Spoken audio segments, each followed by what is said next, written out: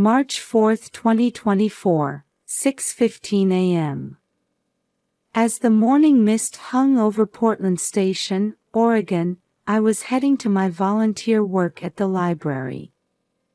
I had left home a little earlier than usual because there were newly donated children's books waiting to be organized.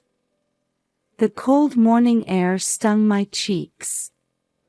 On my way to the station, I remembered what my husband used to say when he was a police officer: trust your instincts. That morning, there was an unsettling feeling in the air. The morning birdsong, usually audible, was strangely quiet. As I approached the platform, my eyes caught an odd shadow. It was too early for the morning commute rush. At the edge of the platform, a small figure was huddled, standing still. That's strange. I unconsciously stopped in my tracks. Over 30 years of teaching experience had honed my instincts for detecting when something was wrong with a child. A boy wearing a dirty gray hoodie. A body so thin it hurt to look at his back. Perhaps 10 years old.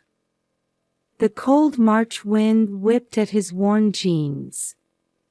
His socks were full of holes, and his sneakers were worn down at the heels. As I got closer, my heart began to race. A familiar silhouette. But that was impossible. Because the boy in front of me had been officially declared dead a year ago, my grandson. Grandma. I'm hungry. My body froze at the thin voice.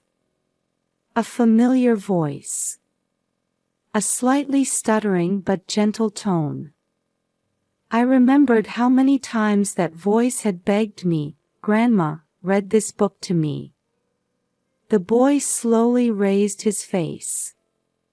A pale complexion. Under his sunken eyes were clear signs of exhaustion. His cheeks were hollow, his lips dry and cracked. And then, the decisive evidence. A small surgical scar behind his left ear. A reminder of the middle ear surgery he had when he was 3. I had applied ointment to that scar countless times. Kaizen.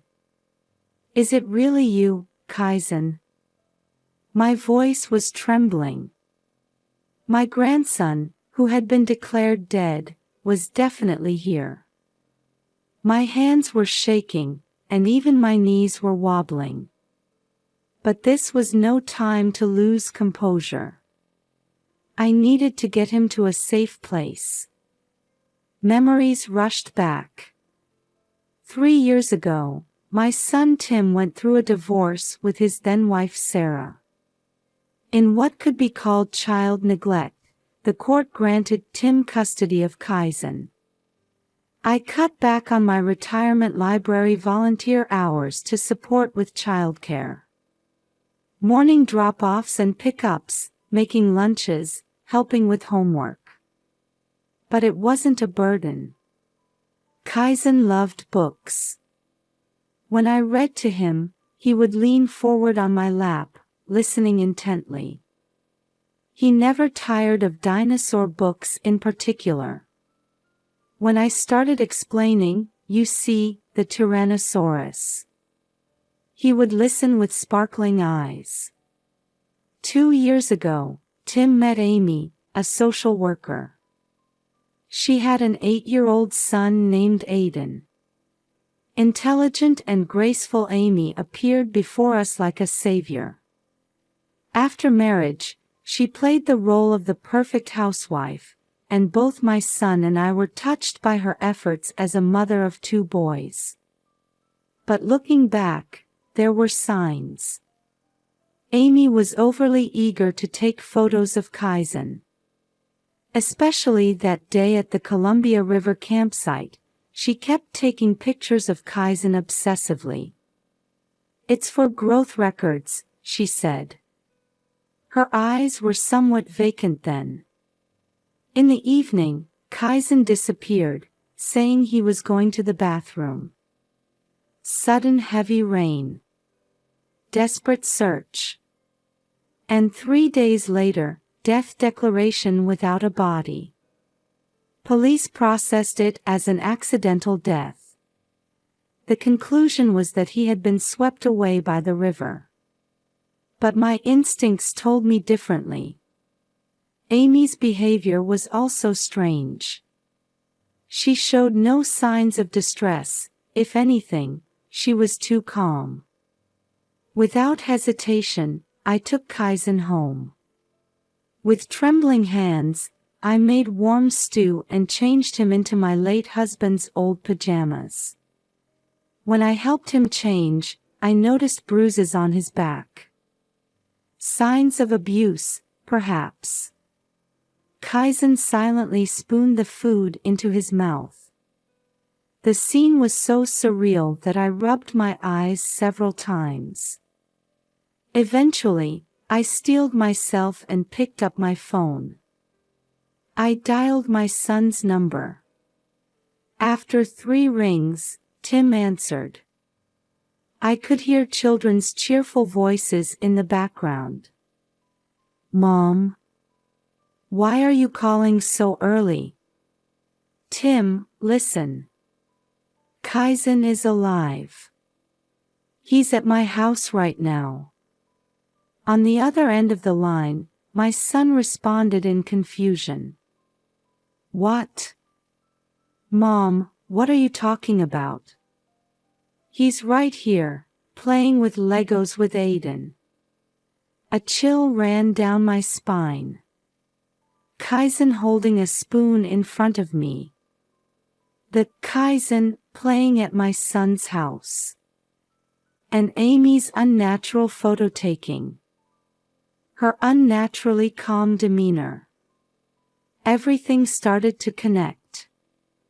Amy's terrible secret was finally taking shape. I told my son, desperately trying to control my trembling voice. Tim, call the police. Right now. The Kaizen at your house isn't the real Kaizen. I'm beginning to understand what Amy has done. The hour until the police arrived felt like an eternity.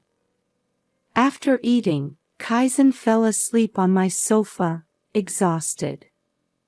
His sleeping face was as defenseless as a baby's, occasionally trembling slightly. Before calling the police, I decided I needed a trusted advisor. I contacted Mike Wilson, my husband's former colleague who now works as a private investigator. He would surely assess the situation calmly. Mary, I'm coming right over. Don't let anyone see him until then. Mike's voice carried its usual steadiness. 30 minutes later, Mike arrived at my house. He checked on the sleeping Kaizen and photographed his injuries and bruises. Then he gently woke Kaizen and began to talk to him softly. Kaizen, don't be scared.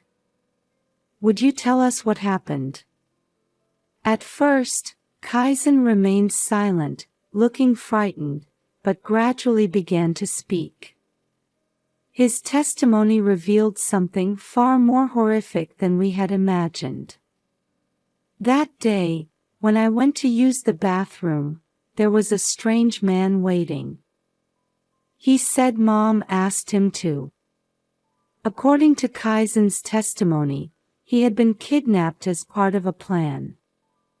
Everything at the campsite had been meticulously prepared by Amy. They put me in a car and took me to an old building. The windows were high up, I couldn't see outside. But they gave me books. They told me to study. The place of confinement was an abandoned house in the suburbs. Minimal food and water. Educational books were provided, but going outside was strictly forbidden. Amy would come to check on him occasionally. 3 days ago, no one came anymore. I was so hungry. I removed the old boards from the window and escaped. Mike calmly took notes, nodding occasionally. His testimony is sufficiently detailed for a child, he whispered to me. Just then, the doorbell rang. Through the peephole, I saw 2 uniformed officers and 1 detective in plain clothes. Mike greeted them and briefly explained the situation. The police sprang into action. One began taking Kaizen's statement, another took mine. The plainclothes detective was on the phone requesting backup. Mrs. Mary, we've sent another team to your son's house. We'll secure suspect Amy. Just as I felt relief at those words, my cell phone rang. It was Tim. Mom. Amy. Amy ran away with Aiden. Right before the police arrived. A chill ran down my spine. This was the worst possible development. But that was just the beginning. Mike's laptop displayed shocking investigation results. Mary, I looked into Amy's background. She has a criminal record. 10 years ago, her previous husband's child. The article displayed on Mike's laptop was from a local Idaho newspaper 10 years ago. 8-year-old suspicious death, mother claims innocence. The woman in the photo was undoubtedly a younger Amy. Her name then was Amy Clark. That was her maiden name, Mike continued. Her stepchild died in an accident. Drowning. The insurance paid out in full. After that, her husband also died in an unexplained accident. I nearly collapsed into my chair. She had killed someone else's child, and even killed her own father. And now, the same thing to Kaizen. A young detective approached us. We've checked the station's security camera footage. Before Kaizen appeared, a black SUV was parked there. An adult male was driving. Likely an accomplice. Truth after truth emerged, making my head spin. But reality wouldn't wait. My phone rang again. It was Tim. Mom, we've located Amy's family home. 3 hours south of Portland. Her sister should be living there now. Tim, don't go alone. I cried out desperately. I heard that dangerous tone in my son's voice, the same strong sense of justice his father had. I know.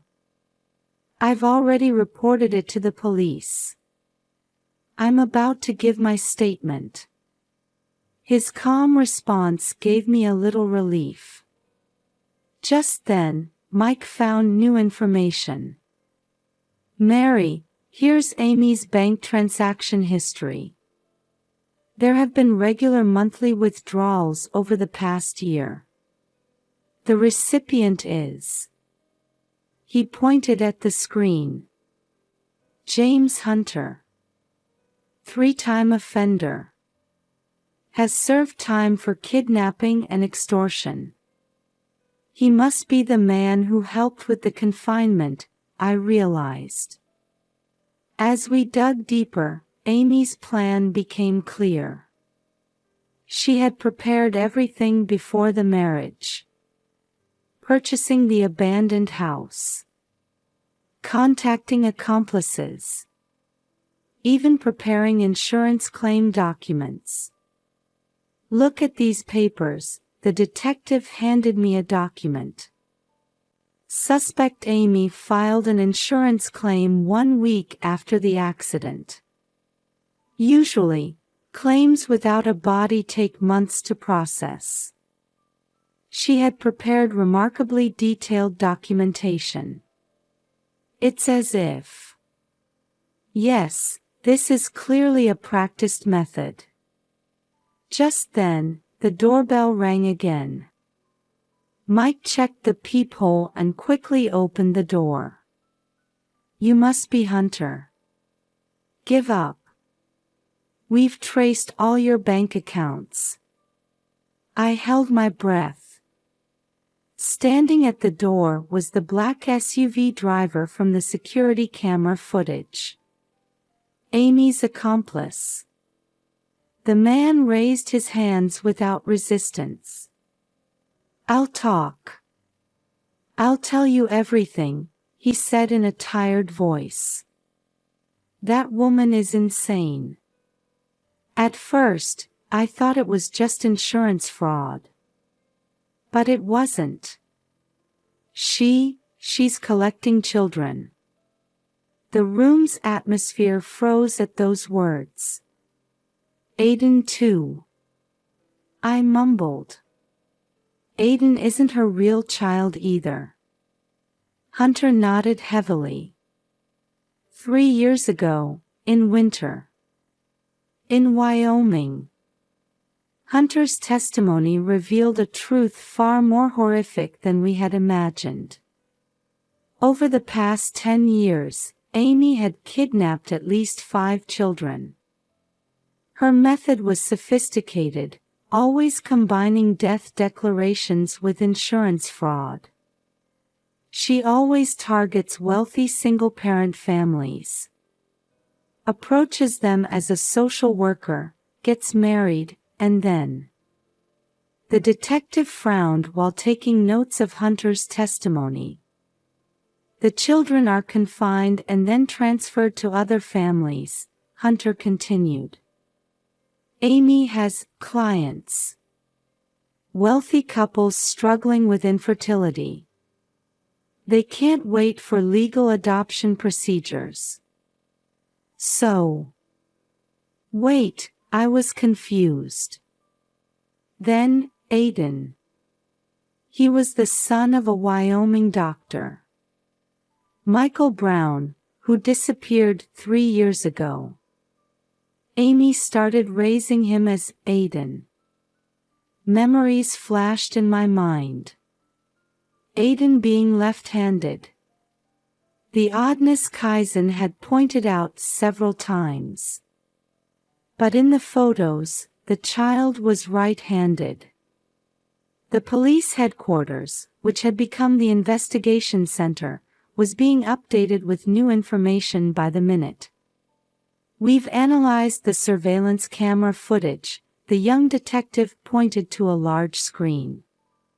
Suspect Amy checked into a motel in Southern Oregon 3 hours ago. Aiden, no, Michael is with her. There are more accomplices, a veteran detective spread out a map. Bank transfer records over the past decade reveal at least 3 cooperating organizations. Creating forged birth certificates. Arranging fake adoptions. And money laundering. Suddenly, excitement swept through headquarters. Suspect vehicle spotted, the radio crackled. Heading south on Highway 5. A patrol officer identified it from a speeding violation. All units, form a perimeter, the commander shouted. Don't provoke them. There's a child in the vehicle. Tim and I watched intently as helicopter footage was displayed on the headquarters' large screen. Amy's white SUV weaved through traffic, pursued by police cars. Mom, Tim grabbed my hand. Amy completely fooled me. She seemed so gentle. Don't blame yourself, I placed my hand on my son's shoulder. We were all deceived by her. Suddenly, shocking footage appeared on the screen. Amy's car slammed on its brakes and pulled over to the shoulder. The driver's door opened, and Amy jumped out. In her hand was what appeared to be a gun. "Don't shoot," the commander yelled into the radio.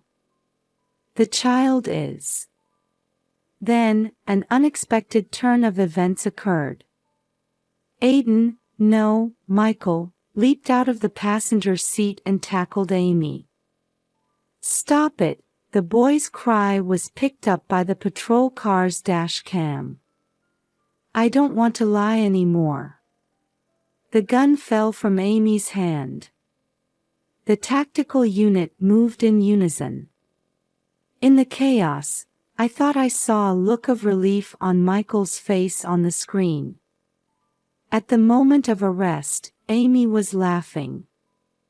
"I was just trying to give them happy lives. Rescuing them from unhappy homes."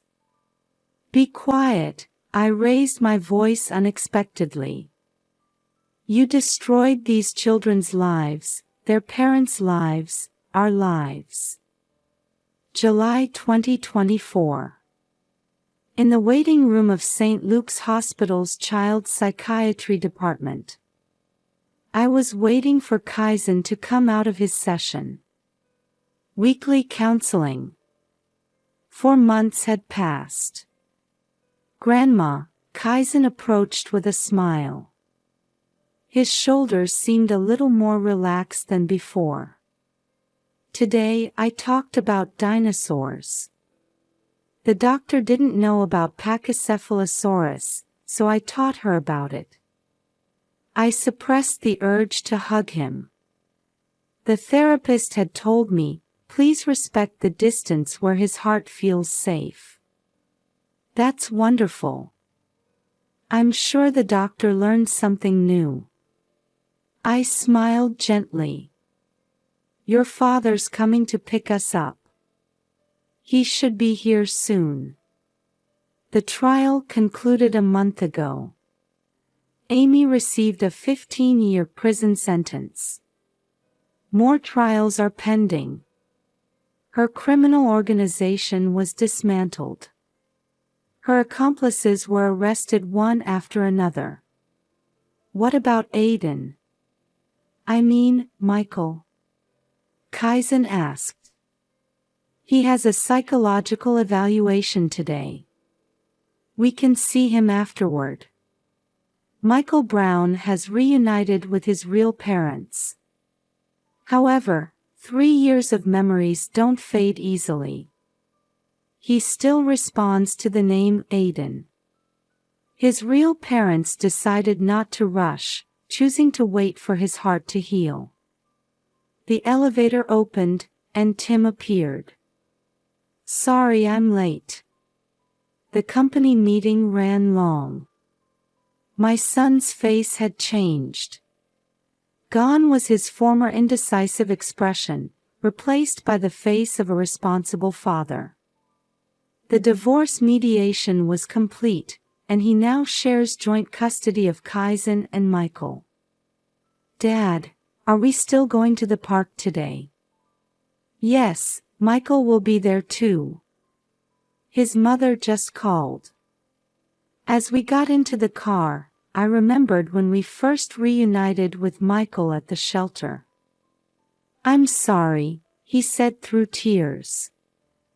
"I was forced to take Kaizen's place, but actually, I wanted to meet Kaizen.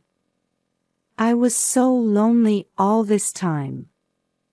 At those words, Kaizen silently hugged Michael. An embrace of forgiveness more eloquent than words. Though not related by blood, they had truly become brothers. When we arrived at the park, Michael was waiting with his parents. "Kaizen." "Michael." The boys ran to each other and exchanged high fives. Their new way of greeting. 2 sets of parents watching over them. We exchanged quiet smiles. Mary, Michael's mother, called out to me. Seeing the children smile gives me hope. Yes, I nodded. The wounds won't heal easily. But we have time. In the twilight at the park, the two boys began playing tag. Their laughter dissolved gently into the sky. One spring afternoon in 2025 at the library. While shelving newly arrived picture books, I reflected on the year that had passed since that day. Mary, my colleague Janet, called out. Another interview request. This time it's for a national network documentary. I quietly shook my head. After the incident, our experience was repeatedly featured in the media as a warning about a new type of kidnapping called ghost children. It led to the discovery of similar cases. Human trafficking disguised as adoption. Staged accidental deaths. Tragedies born from twisted love. I'll decline the interview. The children need a normal life now. From the library's large windows, I could see the schoolyard. Kaizen and Michael often stop by after school. They both started attending the same elementary school. Thanks to the principal's consideration, they were placed in the same class. Grandma. A familiar voice rang out. I turned to find Kaizen and Michael standing there, both in their school uniforms. Michael's name tag read Brown. He was gradually reclaiming his original identity. Are there any new books? Yes, there's a new dinosaur encyclopedia. And I pulled a book from the shelf. This one too. The cover read, Stories for Healing Hearts. It was a picture book written by a child psychologist. Following the incident, many experts published books about children's emotional care. I was involved as a supervisor. I want to show this to our teacher, Michael said. Their homeroom teacher understands their past. She doesn't give them special treatment but gently supports them when needed. Oh, Dad's here. Kaizen pointed out the window. Tim was parking his car. He now volunteers on weekends at an NPO preventing child trafficking. Michael, your parents are here too. The Browns' car had arrived as well. The two sets of parents had designated every Friday as Family Day. Picnics in the park, movie watching, normal family happiness. Grandma, are you coming too? Yes, in a little while. I pulled out some documents, copies of Amy's trial records. Her sentence was finalized. Life imprisonment. Further investigations continue into the facilities that overlooked her crimes and the people who helped with the deception. Mike Wilson is now helping investigate similar cases across the country. His work has influenced the creation of new legislation, the Ghost Children Prevention Act. Adoption screening has become more stringent, and the process for declaring deaths has been revised. My phone vibrates, a reminder for psychological counseling. Though now only monthly, the sessions with the two boys continue. Trauma doesn't disappear easily. But they have allies. Family, friends, and professionals. Mary, Janet called out. Have you thought about starting a new reading group? for children dealing with trauma. Her suggestion warmed my heart. What I learned this past year was that connections with others are the most powerful medicine for wounded hearts. Outside, cherry blossoms were dancing, and children's laughter echoed. "I'm ready," I picked up my bag. "Let's go." The breeze of a new season gently caressed my cheek.